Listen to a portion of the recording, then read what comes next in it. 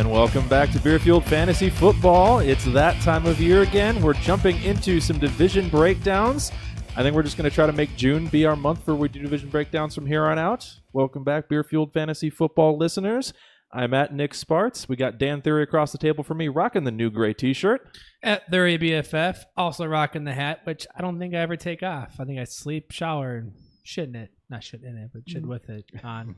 Sure. And Hurricane has to deal with you. Yes. Rocking the throwback and a little stressed out right now is Christopher Hopper. Hey guys, how are we? And then Happy BFF with two B's. Joining us on the mic from DHH is, I'm going to probably butcher this, Christopher Svoboda? Svoboda, sorry. That's pretty close. It's Svoboda. Damn. I thought I remembered. Christopher Sodavaka. I know you're doing Dynasty pregame live now. Could you explain to us what that is?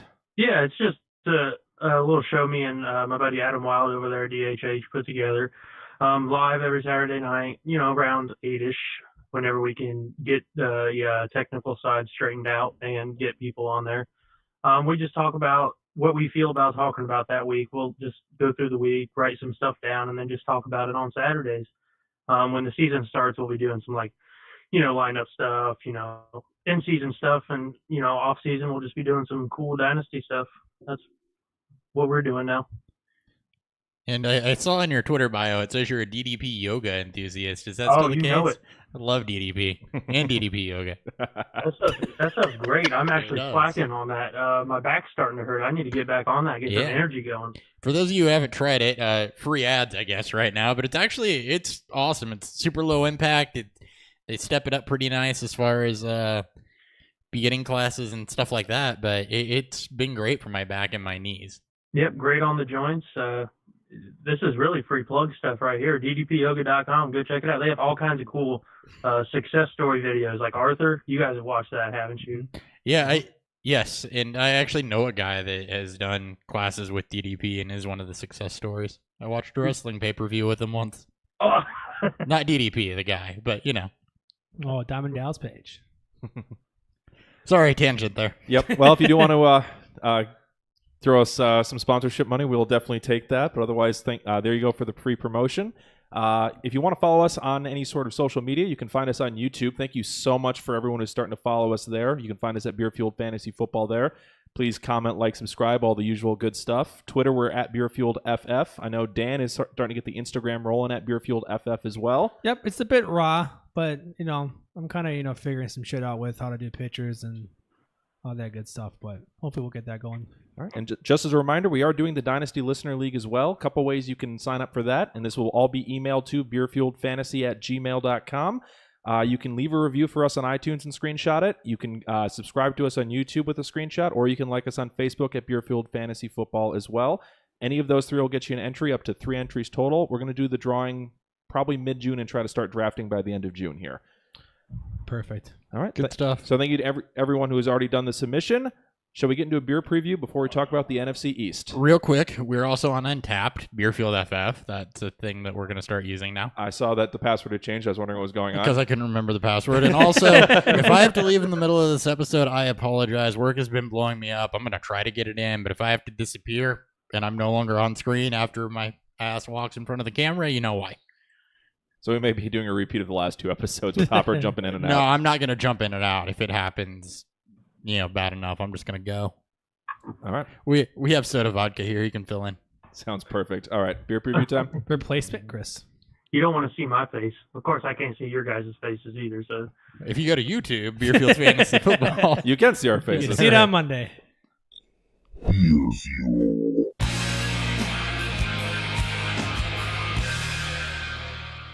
All right, and just outside of the Philadelphia area, per what Hopper tells me, we have Yuengling Black Tan. It's a porter and premium lager combination beer. First time we've had Yuengling on the show. I've actually always wanted to try them because we can't quite get them this far west. They're out of Pottsville, Pennsylvania. It's a porter and lager blend that comes in at 4.7%.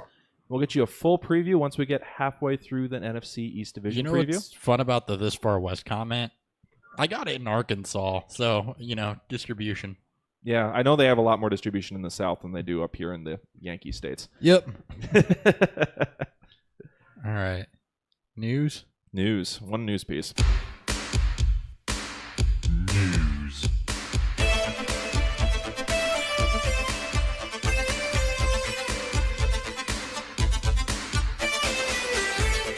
And just as a reminder, we only cover news that's actual, tangible news that we can talk about, not any of this, oh, hey, we view Kerryon Johnson as a 3-down back or anything like that. So we'll not be talking about any of those news pieces. Which, by the way, we do view Kerryon Johnson as a 3-down back. I do agree with that as well.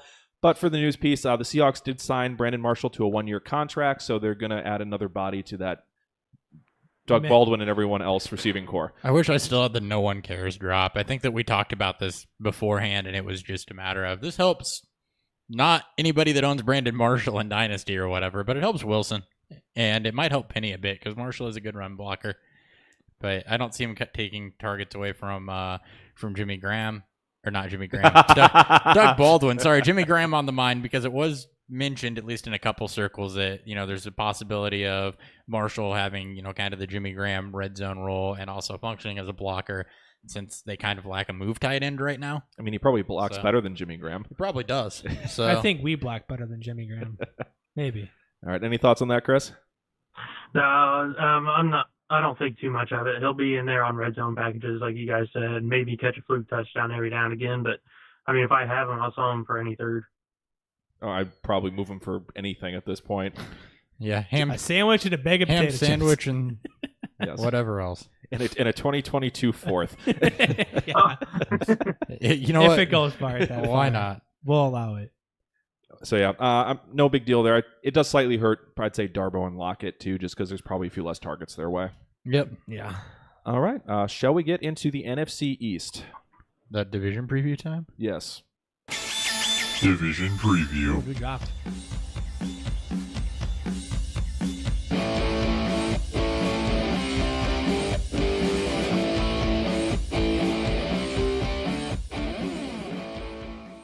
I get so hyped when I hear new drops. My goal this summer is just going to be to come up with like realistic things that you have to make a drop for. That's like not like piling it on, but like, oh, this would be a great idea for a new segment we need to drop. You can't do it too much though, because I can only change out free sound packs every 30 days. So I'll eventually run out of stuff.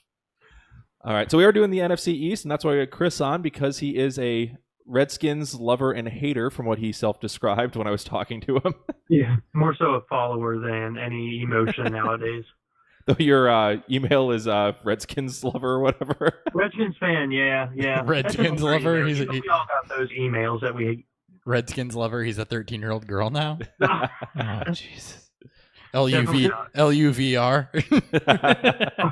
With a heart emoji. With a heart. All right, so we are going to go through the division breakdown here. Same as we did last year, we're going to do it in projected order of finish. So we all threw in our rankings and how we thought this division is going to shake out. We all picked the Eagles to finish first. Then it becomes a complete mess. I had the Cowboys second. There was multiple people with the Giants second, and then Chris had the Redskins finishing second. So Giants will be our second team. Then it goes to the Cowboys and Redskins tied, technically, when I averaged this out. So I just did alphabetical order at that point, and Cowboys and Redskins will be pulling up the back of the pack. So let's kick it off with the Philadelphia Eagles, your Super Bowl defending champions, got their first Super Bowl ring this last year. And overall, were very productive fantasy-wise. They had the number 2 overall quarterback scoring as an offense, number 1 tight end, and they were 20th at running back, 15th at wide receiver. So overall, a very good fantasy-performing offense. What do we think of the Eagles going forward here into 2018? Let's kick it off with Carson Wentz at the quarterback position.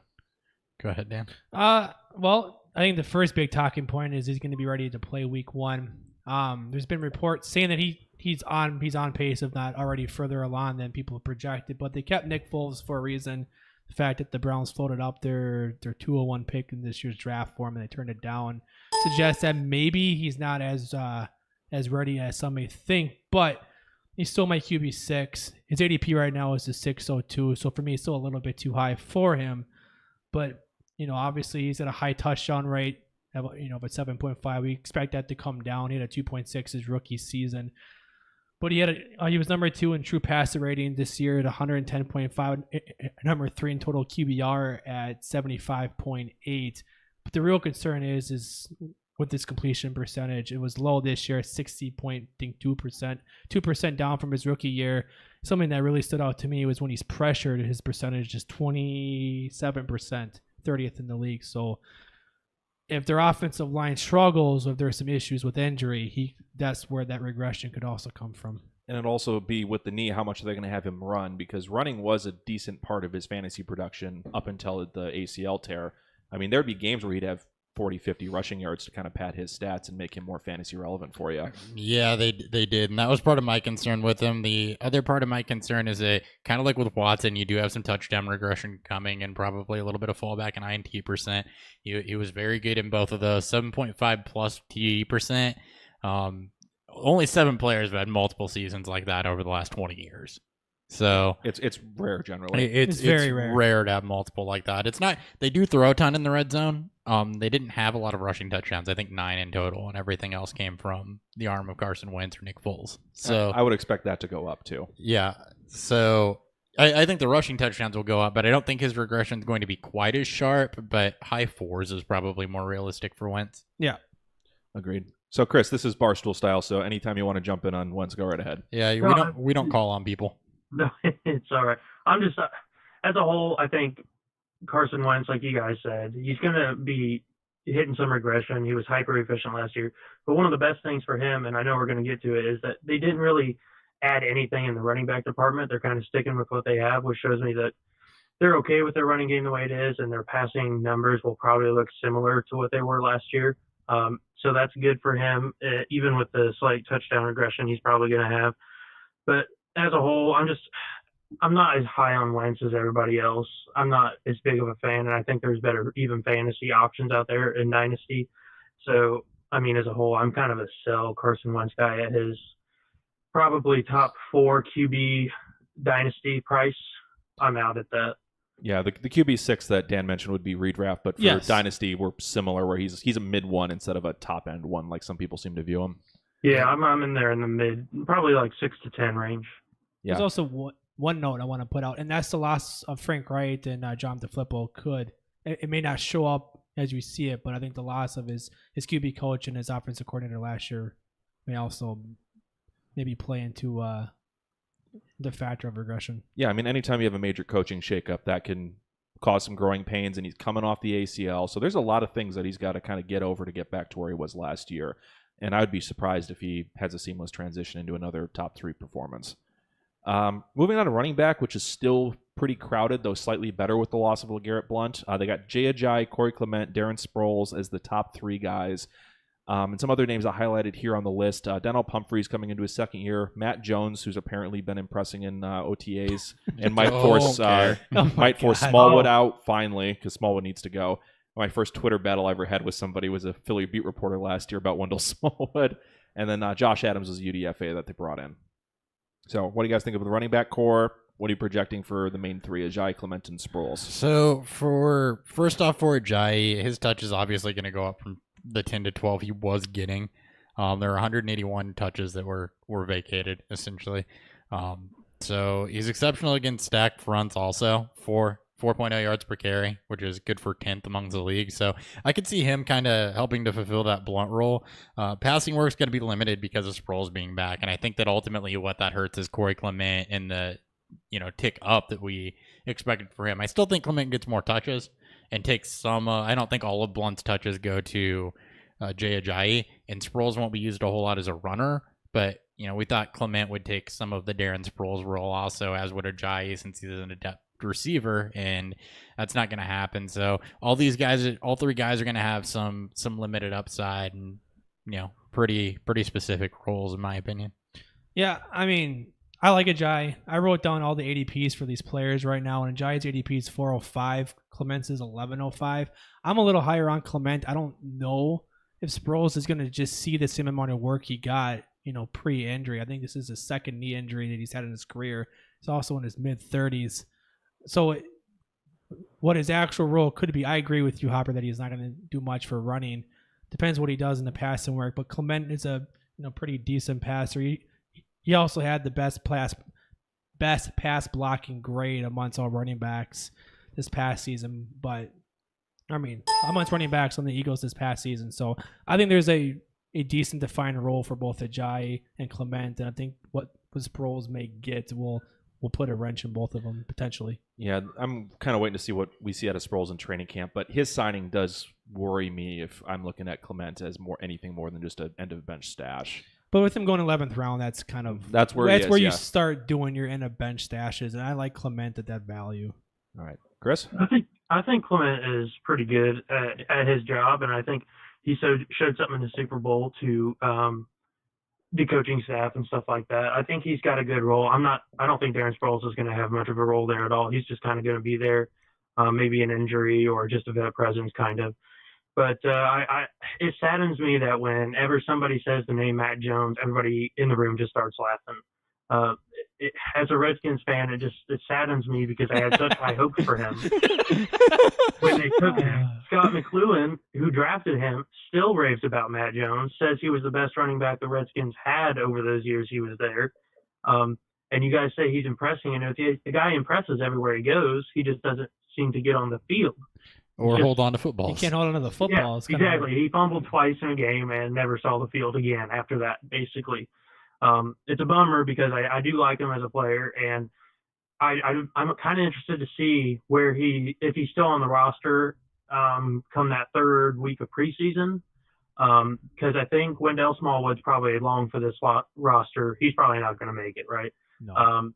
Josh Adams and Donnell Pumphrey, I only see really one of those maybe making the roster. And so Matt Jones could sneak in there if they want to keep 4 running backs. I'm not sure if they did. I think they did last year, keep 4 running backs. They had and if Ajayi gets hurt, close to 5 at one point, and I think. he starts acting up, he could be that 1 and 2 down thumper. Hold on. Did you say close to 5 running backs? As in they had like 4.8. 4.8. Well, Sproles is like a half a Is person. Sproles a full running back? He's like a half a person. Dude, Sproles, yeah, he's only like 0.65. I can see Josh Adams also going to the practice squad, so I think that may clear up. Yep. I think they may get Pumphrey a change. He was a 4th-round pick last year. Vastly undersized, but if there's anyone that's going to take Sproles' work, it's probably going to be Pumphrey. I think If he that does it's this year. a year off. Now, I agree with Chris that I don't expect Sproles to be the Darren Sproles of old. I don't expect him to. He's going to have enough of a role to be annoying to everybody else that's there. Yeah, Yes, it'll be. That I agree with. I don't think he's relevant. Yeah, but he won't be fantasy relevant outside of maybe a return yardage league at most. I can still see him being the punt returner there. Yeah. Which that's where he'd get his relevant in that type of league. All right, moving on to the outside receiver role. No real big changes here. They swapped out Torrey Smith for Mike Wallace, but beyond that, you still got the main guys of Alshon Jeffrey. Matt Collins looks like he might be blocked a little bit by Wallace getting signed to the 1-year deal, and there's just a bunch of names beyond that. So those seem to be the big 3 outside receivers. How do you see this shaking out? Don't see it changing a whole lot. Alshon Jeffrey's probably not locked to miss a game or 2. I know he didn't last year, but he's had 1 healthy season out of the last 4. Mm-hmm. So he's a lock to miss a game or 2. So I don't see. It wasn't even healthy. He had a torn rotator cuff all season. Right. I think on his per game basis that his target share stays about the same. I think he is more efficient with those because you look at his catch rate, it was way lower than it has been. And that could be the rotator cuff. You look at his contested catch rate, having to fight through corners and fight through people, and that was way off of his career norm. So I expect him to be more efficient with about the same number of targets.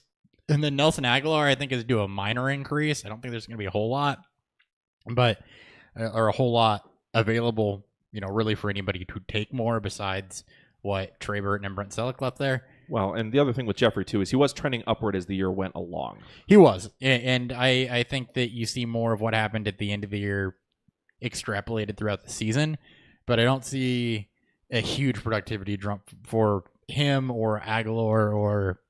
I think it's more of the same for these guys just because a whole lot didn't change. Where do you have Jeffrey ranked? I have him at 17. I don't remember. And I can't really pull it up right now, dude. I'm at 17. Right now his ADP is 409. Speaking of a strong finish to last year, though, he was a wide receiver 12 from weeks 9 through 15, which is pretty much the Denver game, the game they got a jibe, his first game there, the game where Wentz really, I think him and Wentz got on the same page by that point. With Wentz there, though, in weeks 9 through 14, he averaged 8.8 targets per game. I think that does move over. Nothing's really changed. Mike Wallace and Torrey Smith are one and the same player. I don't think they're both going to get enough of a role to hurt, Jeffrey there. But, speaking of Wentz's touchdown regression, that's going to come from somewhere, and that may hurt Jeffrey. He had 9 last year, and, that was the slow start to 17. He could, pay off in the wide receiver 2 where he's being drafted at this point. Yeah, I've got him at 14, but he's kind of in a mess once you get outside the top 9 or 10 receivers. He's kind of a clump of any of these guys could be a wide receiver too, but who knows? Yeah. Yeah, and I think that's where he'll be for me too. Dan, I'm pretty sure I've got him really close to you. Okay. I think he's probably 15 or 16 for me if I'm spitballing off the top of my head here. We're around the same area. But we'll see how it works after I project out stats for everybody and rank it that way instead of just off, gut feels. All right. Any thoughts on that on Jeffrey there, Chris? I'm just going to say I'm going to let you guys have him at wide receiver 14 if that's where you guys have him. I don't want him there. Touchdown regression, like you guys said, he's not going to catch 9. I'd be surprised. His catch rate and everything, like you said, I do expect to go up. But I see his stats fairly staying the same as far as catches and yards. We'll get to him, I'm sure, next. But the guy who wants Nelson Aguilar, I think he's going to get more of the pie. I'm going to let you guys worry about whether or not Alshon's going to stay on the field or not. That's just me. I'm with you. I would also, the way that I have them projected, I've got them close enough to where I'd rather have Aguilar X amount of rounds later. Well, for exactly. Younger, well, probably healthier. I can't say for sure, but a guy, like you said, he played through a torn rotator cuff all last year, which is great. I mean, it shows he's tough, but I mean, his body's wearing down, and he's had injuries his whole career. And what is he, 28? 7, I think. 27, 28? Not young, not old, but I mean, I'm going to let you guys worry about whether he wants to stay on the field or not. I mean, I don't really want him where I have him ranked either. He's, as I mentioned, he's kind of in a big mess of wide receiver 2s that I'm really not all that interested in for where they're going to be drafted. I really want one of the elite wide receivers this year, or I'm going to probably be waiting until the wide receiver 3s. Yeah, because there's enough wide receiver 3s with the upside to be wide receiver 2s that I'd rather be in that mess. Absolutely. Because like the Jeffrey Robinson, that type of tier just gets kind of messy. So we've kind of touched on Mike Wallace. Mac Hollins, anything out of him this year, or is he strictly a dynasty long-term play? There's a chance he could take the role from Mike Wallace. It seems like Mike Wallace is going to get the first crack at the second outside position, but Mike Wallace he's not the same player that he was 4 or 5 years ago. His target of separation was only 1.3, which is 77th in the leagues. So a guy that relies on speed and downfield ability, he's starting to lose that. Mac Hollins I think it was like 1.8. It wasn't much better, but it's not his type of role. The fact that he can be their big body receiver who has got the big playability. I don't think of fantasy relevance this season, but I think he could, down the line. I'm just looking here at ADP. Alshon Jeffrey, 39 overall. Give me Doug Baldwin and Josh Gordon right after him over Alshon Jeffrey. I agree, definitely with Baldwin over Alshon easily. With Doug Baldwin. Yeah, Baldwin is my 10, so I definitely have Baldwin higher. Gordon, I'd be struggling with that one. I'm low on Gordon. Give me Aguilar. Right now, Nelson Aguilar's ADP is 1004. Oh yeah, I do expect a little bit of regression there. I mean, he led the team in red zone, with red zone target or red zone receptions, tied with Ertz in red zone targets, but he was a little inconsistent. After Wentz and Jeffrey got on the same page, as we saw that their rankings kind of flipped. For weeks 1 through 7, Aguilar was a wide receiver 15. Jeffrey was a 28. From weeks 8 through 14, which is right before Wentz's injury, Aguilar was wide receiver 30, while Jeffrey was the wide receiver 11. So I do expect you may see more of just a middle ground. But Nelson became a little more boom bust as the season went along, as more mouths became available. Well, that's if Wentz is playing too at the beginning of the year. They may have to find that rapport again. That's true. I do like Foles. Jeffrey and Foles had a pretty good postseason together, so can't ignore that either. Yeah, I would have Aguilar for me would be more like round 8. I'd want to be grabbing him. Yeah, I like his value at 10. 10 would be awesome. Round was good. All right, and then moving on to the tight ends, they got Zach Ertz, drafted Dallas Goedert. We lost Selleck and Burton off that team, so it looks like Goedert's going to mainly take that. They also did bring in Richard Rodgers.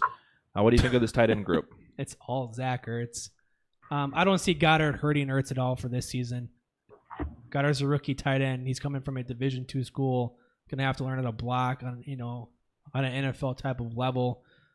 He may have some work in the passing game, but I think this is going to be Ertz's thing. He's clearly a top 3 tight end. He's part of that. His a tier of his own with those guys up there. But drops were concerned last year at 8 drops, which is 3rd in the league. And he's still a pretty garbage blocker. So And health's been a concern with him too. And health has been a concern. He's I think he's missed at least one game. I think he's only played one 16-game season, maybe 2. Yeah, he's dealt with quite a few concussions as well, which is always a concern for tight ends. He's missed 2 games in the past 2 seasons each, and then he missed 1 in 15 as well. So 5 games total. Yep. And then only other thing I was going to bring up too is just he had a pretty crazy high touchdown rate early, and I could definitely see some of the regression being with him. Yeah, I agree with so that. I have him as my 3, but in a separate tier from Gronk and Kelsey. All right, Chris, anything on Ertz, Goddard, or Rodgers? I was just going to say, I think Goddard will see the field some, even if it's just as a blocker. But tight ends that get snaps in general are interesting to me because, tight end landscape outside of the top 4 is just a disaster. So tight ends that get snaps in general, I like. And then, like you said, Ertz and concussions, I expect him to miss some time. So I think in redraft, I'm not holding Goddard or drafting Goddard. I'm just saying he can't be forgotten about. He'll see some Trey Burton usage when Zach Ertz is probably going to be out. So just as a note, Goddard was not a Division II. He was FCS. Well, whatever. All right. Anything else? Same difference. Anything else on the Eagles before we put a bow on them and move on to the Giants? No, I'm good. All right. Let's kick it off with the Giants, whose offense was absolutely terrible outside of Evan Ingram last year, between Eli Manning having some terrible games, the running game never getting it together, and injuries in the receiving core. They're hoping for a much better 2018 here. They did bring in Saquon Barkley. Odell Beckham is healthy. Sterling Shepard is coming off of a kind of a mini breakout season in his sophomore year. Let's kick it off with the Giants here. What do we think of Eli Manning coming into a situation where it may be his last year with the Giants? I actually like it. When I first did my rankings, he was mid to low 20s. And then when I was doing my stat breakdowns and everything else, because I spent way too much time on this team, I actually bumped him up to my mid-teens. He's my QB 16. He had the most drops from his receivers last year at 50, but without Odell and Shepard was really banged up, I think, for most of the mid part of that season. I'm not surprised there. But he's going to get Odell, you just mentioned. He's got Ingram, he's got Shepard. He has probably the most balanced team he's seen since 2012, with Barkley now being the clear-cut RB1 there. So there's a lot to like in Manning as a mid-streamer, but that's pretty much all he's going to be. Chris? Yep. He's one of my favorite buys in Superflex, actually. He's a little bit more expensive now after the draft, after they added Saquon and they added a couple linemen and stuff like that. But Eli still has that stigma, he just throws a lot of interceptions, just not very good anymore. But just based on pure passing volume in that offense and the weapons around him, I sent many, many late seconds this offseason to acquire him in Superflex leagues. I have him probably pretty similar to what he just said, at around 16 this year. I think that's a good spot. So I'm a little lower. I've got him in the 20s, but that's because that even when Eli has some great weapons around him, he's still he's just crazy inconsistent and will screw you some weeks. Whereas a lot of the guys I have in front of him are guys, it's like these guys could potentially even finish as back end ones, where I don't see Manning doing that even with some really good weapons. So I've got him in the tier below, kind of that second or that flex tier, which is anywhere from like 10 to 23. Which is why you wait. That's why you wait to draft quarterbacks this year. Now, in best ball formats, I love Eli Manning this season. I have him in 2 best ball formats. Hey, I'm back.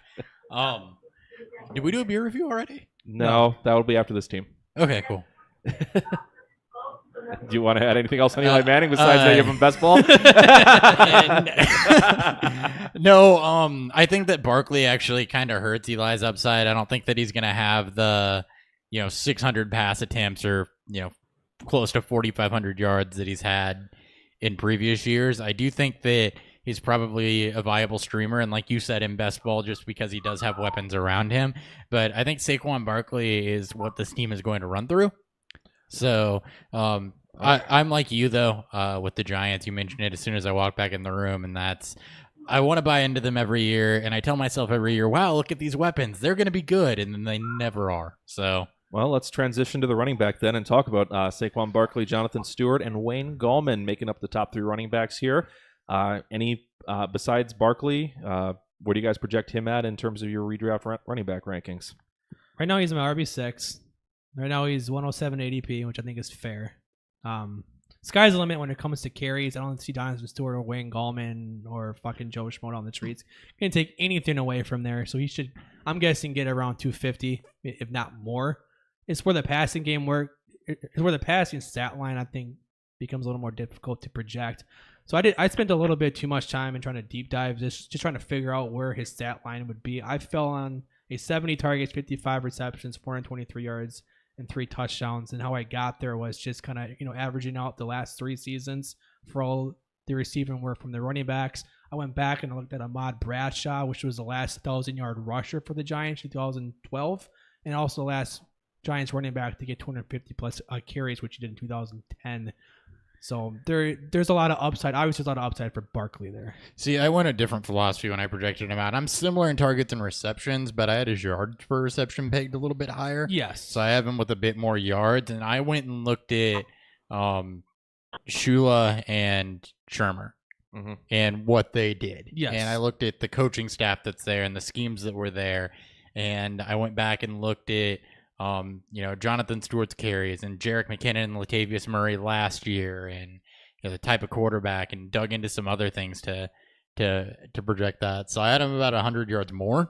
I wouldn't be shocked at all. But that was based on yards per reception being higher than finding ways to get him into the open field, and the fact that they added offensive line help in New York. So, and this is why I also like Eli Manning, because you'll get a running back involved, and when you had Vereen and healthy, he was a top 10 QB. I was just about to say that exact same thing. Off the top of my head, I don't do as much work as you guys do. You guys get in there really deep, but I just wrote down 60 receptions when we started this thing.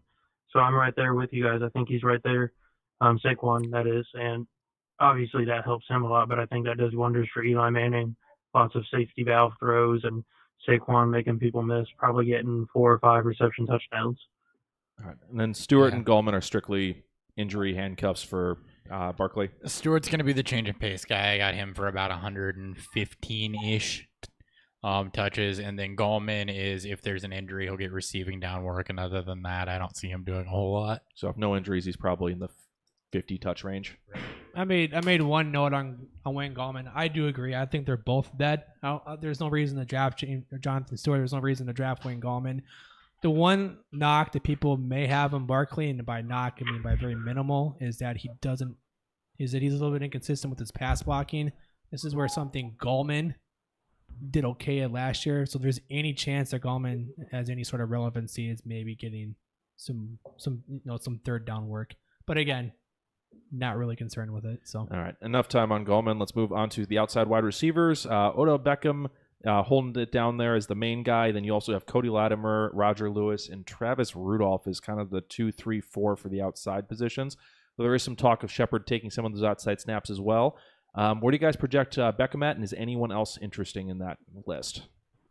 So Beckham's my 3.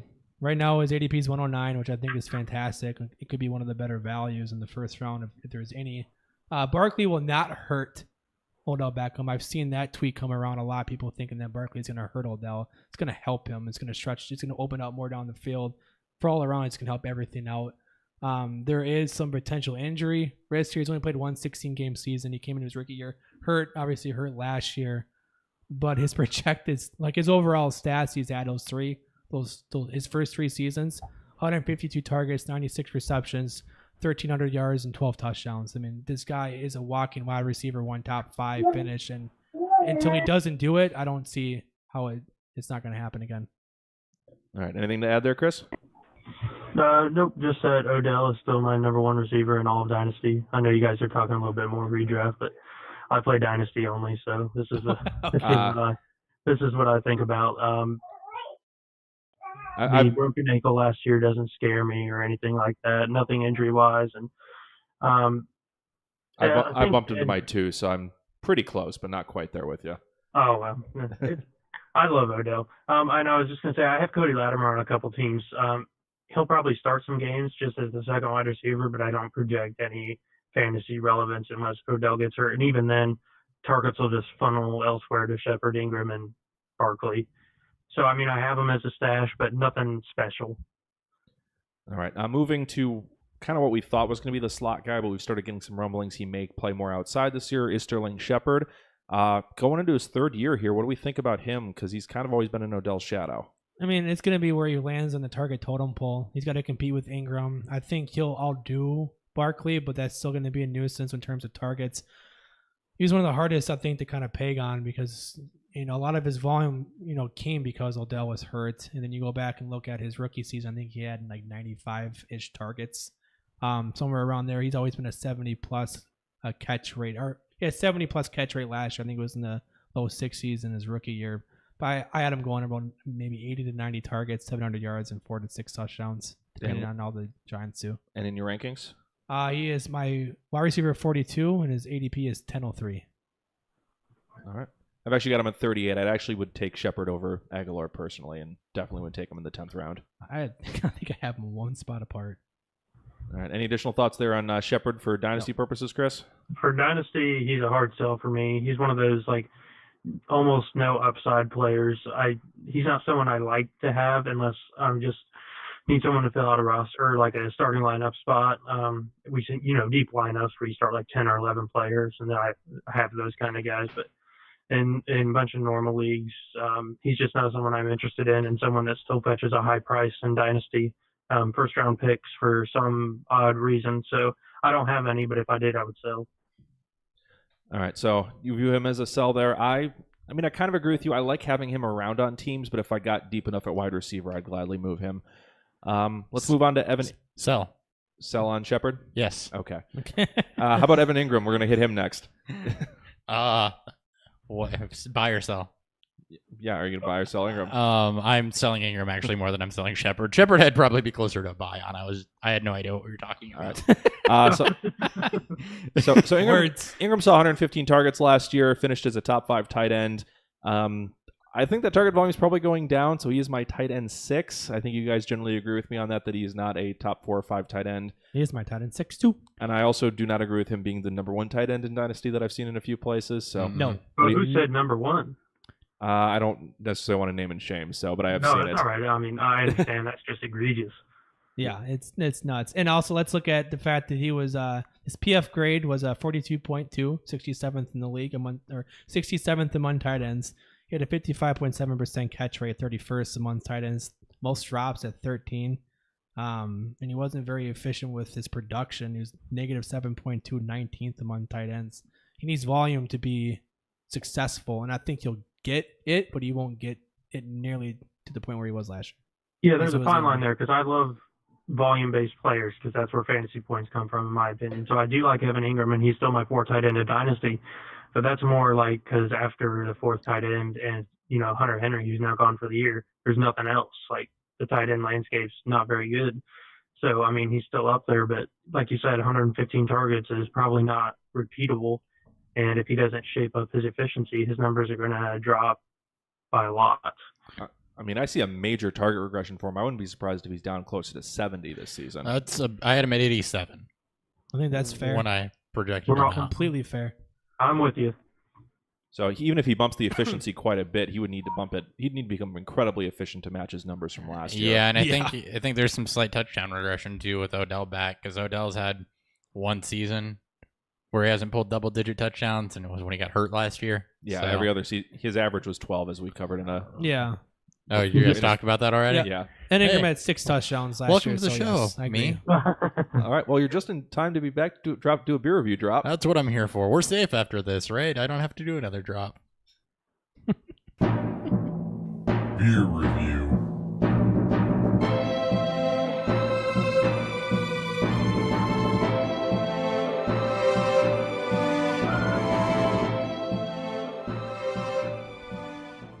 All right. What'd you guys think of Yuengling's Black and Tan?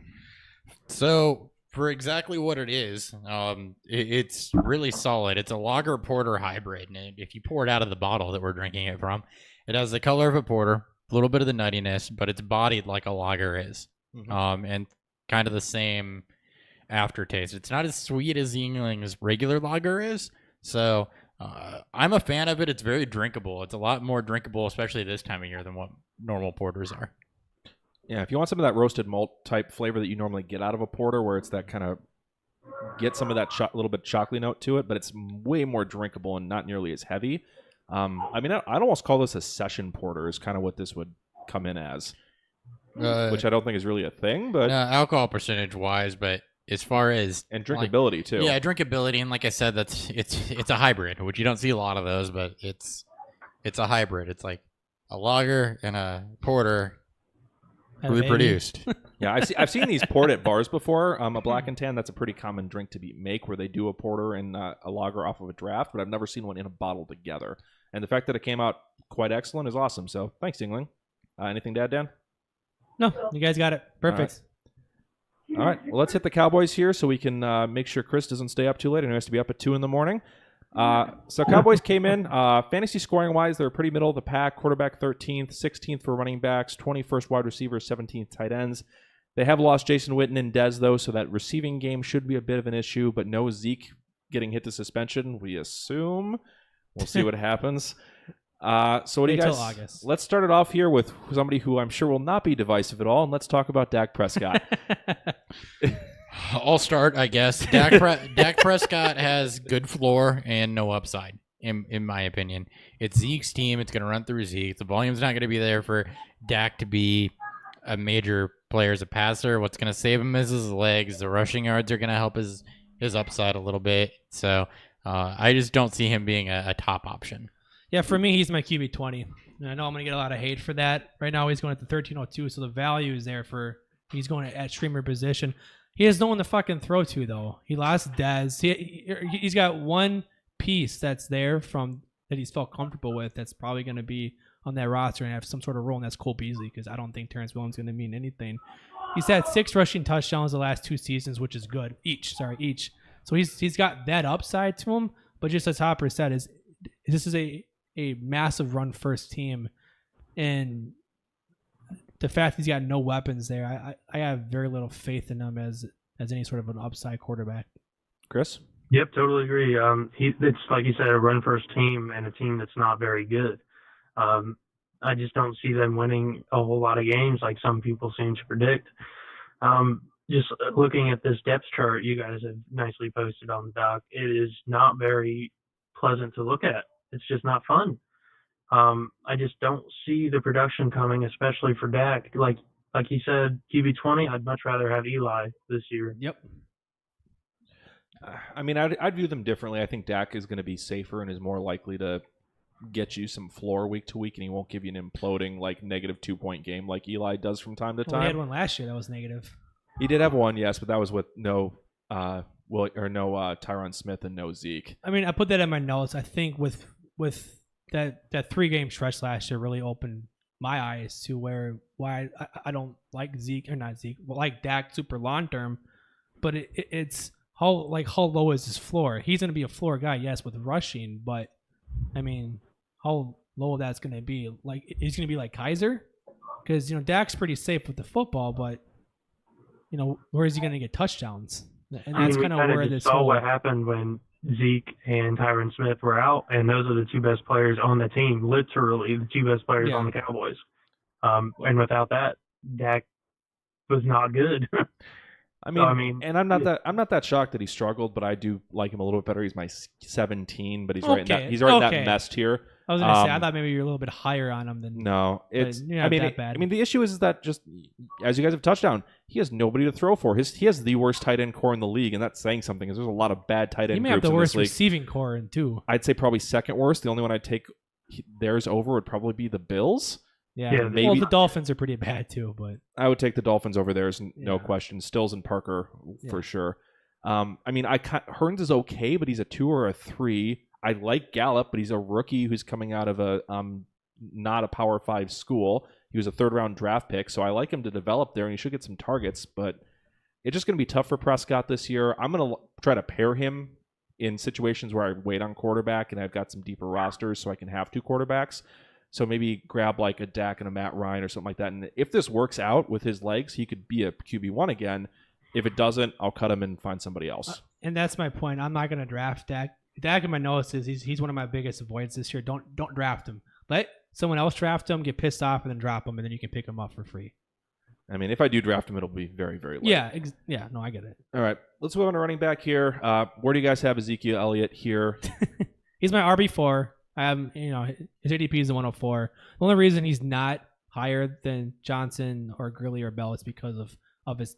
He doesn't have the same pass catching upside, but I do project Zeke to not only he's going to lead the league in carries, he's going to lead the league in rushing. He will win the rushing title this year. I'm pretty confident in that.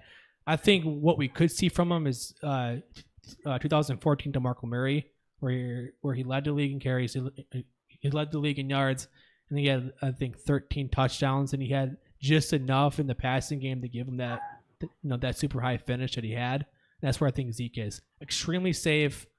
Probably going to have one of the highest points per game, but you may not have the pass catching upside to give him those Todd Gurley like or David Johnson like games. Chris? I just wanted to throw in there, I'm sorry, that I was going to say, I tell people this all the time, if the Cowboys want to win some games, then Ezekiel Elliott better figure out how to catch the ball. Yep. Otherwise, it's not going to happen. So I think I see a slight uptick in his passing volume. I would say 30 to 40 receptions, not out of the realm of possibility. I mean, he was on pace for that last year before the suspension, so I would be very surprised if he didn't hit the 30 to 40 range. He's actually my running back one this year. I'm very excited for him. I just think what we saw to him on a points per game basis last year before Gurley's explosion puts him in a great situation this season, and they're going to have to run the offense through him or this team is not going to win any games. I mean, I put down potentially 64 targets, 57 receptions, and 400 or so yards. I mean, that was Murray's stat line that 2014 season. I think that could be right around the same for Zeke. All right. Any interest in terms of dynasty here, looking at Rod Smith or Bo Scarborough? I have actually two dynasty teams. I'm not lying to you. Two dynasty teams where I have Rod Smith, Bo Scarborough, and Tavon Austin all rostered because on MFL, Tavon Austin is listed as a running back now. He's I think a few leagues he's listed that way now.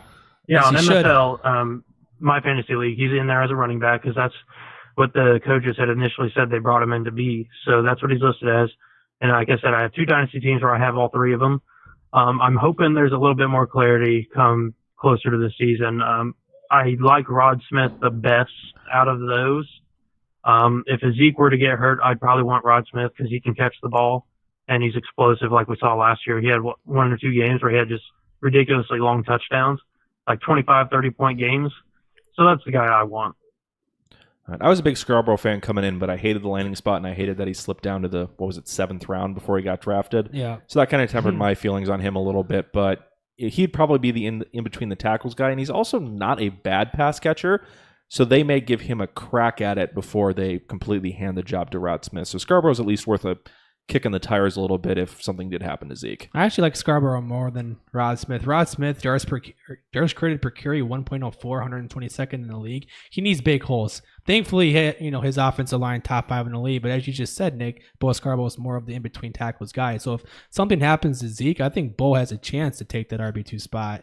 Whereas Rod Smith needs big plays to be relevant. Because we saw last year, outside of those big plays, he couldn't beat out fucking Alfred Morris, for God's sakes. Hey now. I know. I like him from back in those days too, but the thing to say about Alfred Morris is like he's always been productive when that's given true. shots. He is. Every time he's been given a shot, he's been productive. I feel bad for him because he's one of my favorite players ever, honestly. And after his contract ran out, we just weren't going to pay him big money. Yeah. Nobody did, and his career's probably done. I don't even think he's on a roster. He's not. He's not. He's a good player. All right, let's move on to this receiving core real fast. Hearns, Gallup, Terrence Williams, Deontay Thompson, Cedric Wilson, Noah Brown are the main names I highlighted here. Anybody interest you out of that group? I mean, Gallup, for obvious reasons. I've covered my like for Michael Gallup extensive in Dynasty. But as far as redraft goes, I think wide receiver 3 is realistic. Hearns probably in the same realm, but I don't see anybody on this receiving core being a top option. You do have 242 vacant targets, but I feel like those get pretty distributed pretty evenly between, Hearns, Gallup, and then Gathers or Swaim, whoever ends up as a tight end there. I like Hearns if he can stay healthy. He's missed a lot of games. He's missed 11 games in the last 2 seasons. 1.71 target separation, 27th in the league. I like that for Dak. Dak doesn't like to take chances too much, and with his offense, not going to want him to, force the ball on the field. So I like Hearns. He's been getting a lot of hype if you even want to talk about it. But I like him as wide receiver one, especially with Terrence Williams being an idiot. Oh yeah, I don't even know if Terrence Williams is going to be on this roster anymore. I hope not. I've been hoping for that for a long time. I was so pissed when they extended him. Not good. Yeah. Makes no sense. I'm sorry. In Dynasty, I was just going to say the guy I have a few shares of is Noah Brown, and after they shipped Ryan Switzer off for some unknown reason to Oakland, he's a good little player. And Cole Beasley is an aspiring hip hop artist, I think. He's good. He's good. I like Beasley's rap. You guys like what you like. I'm not judging too hard. But he'll probably fit into that slot when Cole Beasley's done. And he's a guy I'm stashing, not holding out a whole lot of hope for, but I'm just stashing. Now, Noah Brown's a guy who last year when I watched him, I thought he would have benefited. I thought he could have been a high round draft pick if he had stayed at Ohio State, but he came out as a sophomore. But especially with how weak this receiving class ended up being. Yeah, he would have been awesome in this receiving class if he'd stayed at school, because he's a big bodied guy with all types of athletic talent, but he was so raw that I wish he would have stayed in longer. But I liked what was there from what I saw last year from him. On the plus side too, he's 21, so he's super young. Yep. He's got time.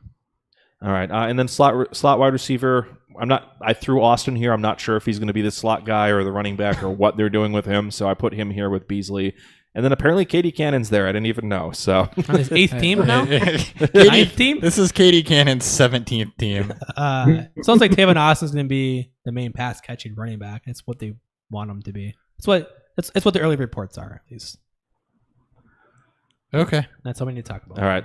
And then just pick a guy out of tight ends. Who you putting money on and getting the targets? Gathers. None. I honestly don't think it's Gathers at all. This coaching staff hates him. That makes no sense. Yeah, I don't know why. My money right now is on Swaim, but I don't have much interest. My money is it's on Kobe Fleener when they bring him in. Oh yeah. Yeah, if Kobe Fleener shows up, I'm absolutely sold on that. Who is still having concussion symptoms? Right. Don't draft. Don't even think about maybe in like deep 2 tight end leagues. Yeah, maybe I guess Swami. If I had to put a bet on one, it'd be Blake Jarwin, but I don't even know why. I can't tell you why. just like the name. just to be different from everybody else. Yep. Dalton Schultz. Take the shot on this guy. All right. And then to wrap up this division, we'll finish up with the Redskins. As I mentioned at the top of the episode, Redskins and Cowboys, we had tied in our predictions for where they're going to finish, so we're ranking them tied for third. Do you want to go ahead, Chris, and just give us your Redskins opinion here before we get started into the positions? Well, I think as a whole, it's a fairly underrated roster. The addition of Alex Smith, a lot of people like Kirk Cousins, some people don't. But the important thing is to remember, and I have this nice little stat here on the screen, so thanks for that. They were 7th in the NFL last year in points per game from the quarterback position. I don't see that dropping at all. I really don't. Alex Smith is more than a viable replacement for Kirk Cousins, and the Redskins see him as a substantial upgrade. I'm not kidding. Jay Gruden said, I've never worked with anybody more experienced or more proven than Alex Smith. And when asked point blank, is he an upgrade over Kirk Cousins, he said, absolutely. How they feel about Alex Smith. They love him. I never got why they hated Kirk Cousins. Same here. I mean, it's probably because he didn't play ball with him. That whole front office is just a bunch of high school drama shit. As a whole, Darius Geis is an obvious upgrade to whatever they had last year in Rob Kelly and Samaje Perine. Chris Thompson's still going to do his thing. The big upgrade, and I'm sorry if I'm going out of order here, is going to be coming from Josh Doxson, I think. Again, more coach speak. When Jay Gruden was asked about Josh Doxson and his development, he said basically that Kirk Cousins couldn't handle Josh Doxson. He couldn't handle him.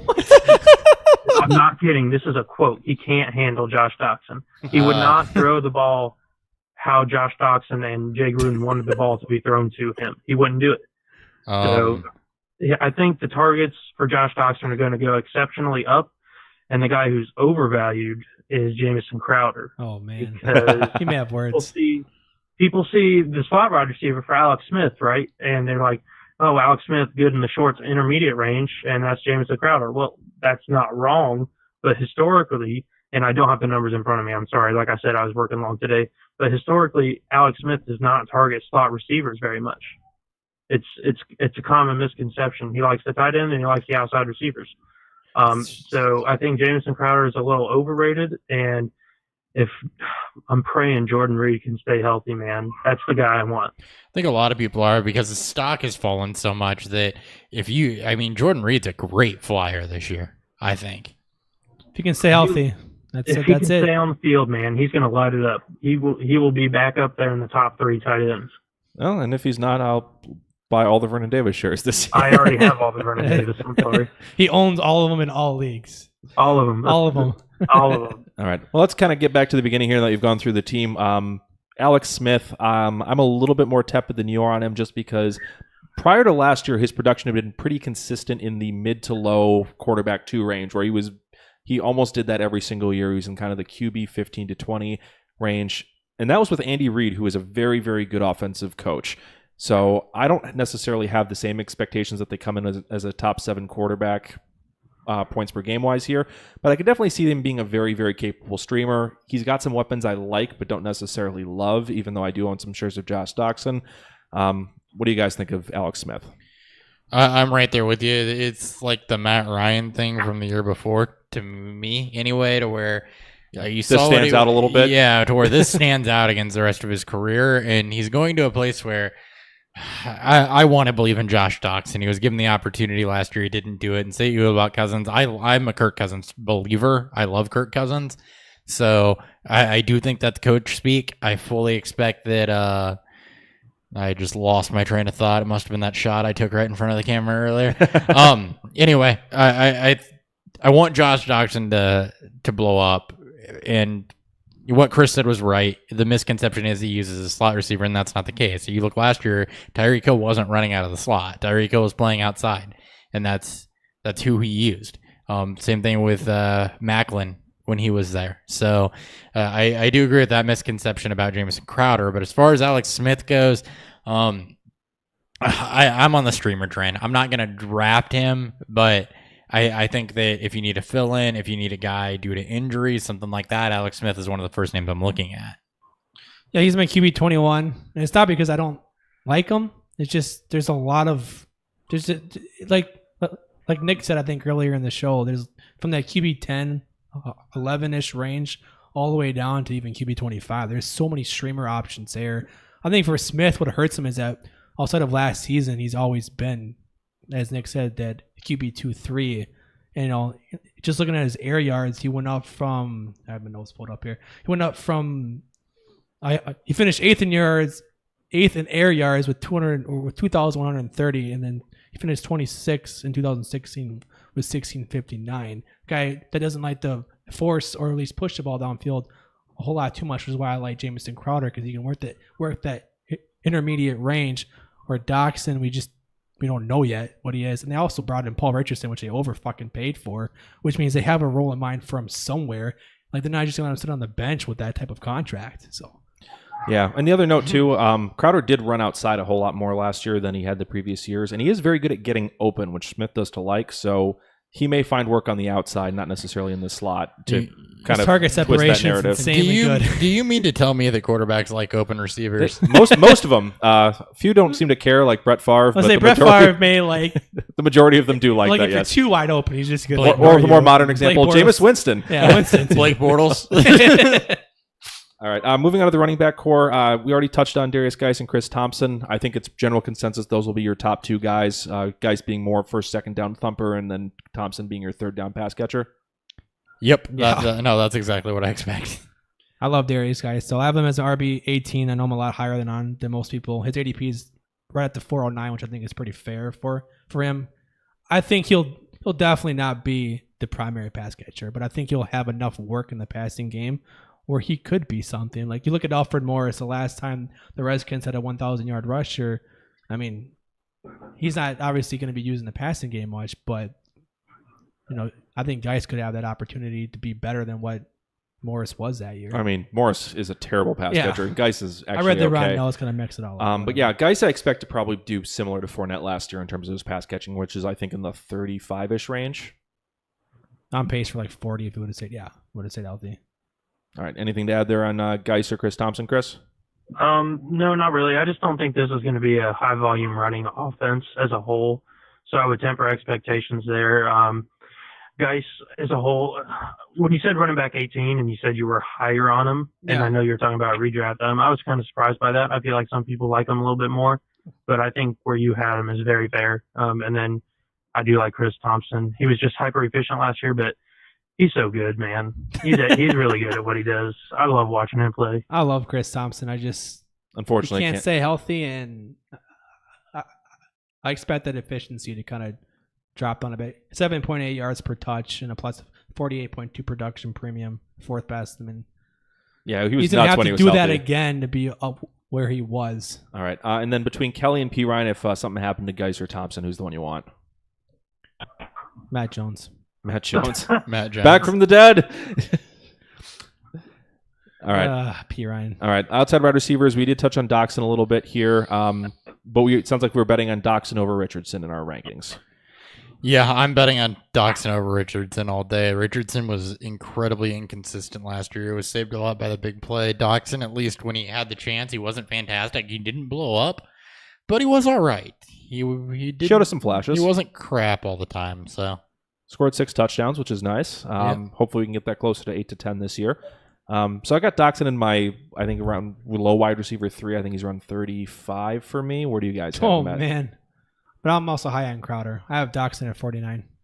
I'm sorry, I have him a little lower. I have 44. So okay, that makes more sense. His ADP is 11-12, which I think is fair for that. Paul Richardson, though, I have him at 59. His ADP is 1407. I also have him at 59. Yes.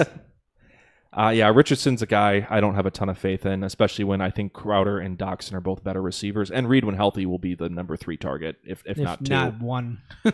And then Jordan Reed, where do you guys got him coming in at, since we've talked about Crowder a bunch? he was my 9, I think. Same here. I think he was 10 for me, but around that range where he'll be one of my priority grabs if I miss the top 8.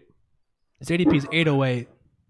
I will not own him in many places. I was going to say, I think because of the scarcity of the tight end position, people are going to be reaching for some of those middle tier tight ends. We're going to see guys like Reed and Burton and Kittle, Ebron and Doyle, and those guys kind of rise up more than they should because of it.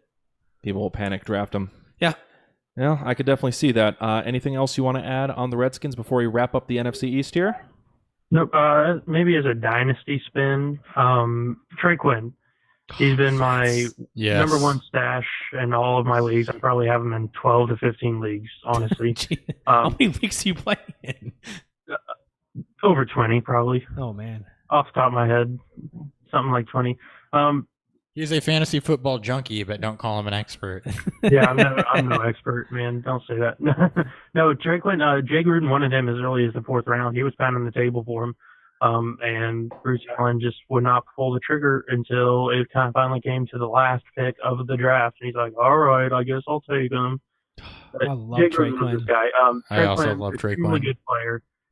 I was watching some of them, and I don't usually watch a whole lot of film unless it's someone who interests me. He's really good. And Jamison Crowder is a free agent after this year. He's probably going to command more money than what they want to pay him, especially with some of their contracts coming up, like Brandon Sheriff, who's going to get paid money. I think Trey Quinn could be starting slot wide receiver as early as 2019. I'm really glad that Brandon Sheriff is going to get paid money instead of chocolate bars. But well, he probably wants chocolate bars. Probably. I do love Trey Quinn, though. We all love Trey Quinn here. We thought that when we watched his tape, he kind of had a little bit of Cooper Kupp to a lot of us, what he did last year out of the slot, and we were really surprised to see him go Mr. Irrelevant, but I screamed at my TV, jumped up, and celebrated when he was Mr. Irrelevant because he absolutely deserved to be drafted, and he should have been taken higher. He should have been taken higher. It gives him that little chip on his shoulder, which I like in players. Some people don't, but I really do. It shows that they care and they have something to play for. Yeah, he was the second biggest head scratcher wide receiver in this draft. The only bigger one was Lazard. Yeah. Oh, okay. I see. Okay. I had to figure out what you meant by head scratcher, yeah, I was like, but once you said what? that, I agreed completely. Yes, completely. All right, well, let's put a bow here on the NFC East. Thank you so much for tuning in. Chris, thank you so much for jumping on. Do you want to give one last shout-out to all your stuff before we call it an episode? Yeah, sure. Just dynastyhappyhour.com. Those guys over there are great. And then Dynasty pregame every Saturday night. Well, most Saturday nights anyway. About 8 p.m. We're live, bringing in DHH guys to talk some Dynasty. All right, I'd ask you to preview your episode, but this episode will drop after you've already done that, so that won't really help very much. So what did you talk about on the episode? Right. What are you going to talk about? We don't have topics until the day of anyway. I mean, we don't plan that far ahead. It's a mystery. It really is. It's a mystery to us. That's how we would do this if I was in charge, so that's why I'm not in charge. All right. Well, thank you so much for tuning in, guys. Hope you enjoyed the NFC East. We'll be back on Wednesday with the AFC East. We've got Ryan Whitfield from Football Garbage Time joining us. He's been on. He was on last year. I forget what the episode or topic was, but it'll be a second time here on the show. If you want to follow us on Twitter, BeerfieldFF, Facebook, and YouTube, or Beerfield Fantasy Football. Remember to subscribe and email beerfieldfantasy@gmail.com for one of your possible Dynasty Listener League entries. Individually, I'm at Nick Sparts. Dan Thury across the table from me. At Thury BFF. And doing shots in front of the camera is Christopher Hopper. At Hot BFF with 2 P's. I had the outro logo up way too early. All right. We have an outro logo now. I forgot to add it, and when I added it, it actually showed up on the screen. Okay. Well, we have the outro logo. Enjoyed looking at that for the last couple minutes here, and we'll catch you guys next time on Beerfield Fantasy Football. See ya.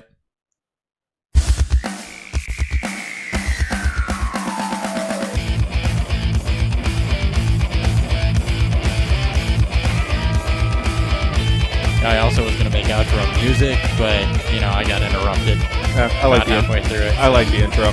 Yeah, well, we'll have outro music too at some point, too. Can't overplay the intro.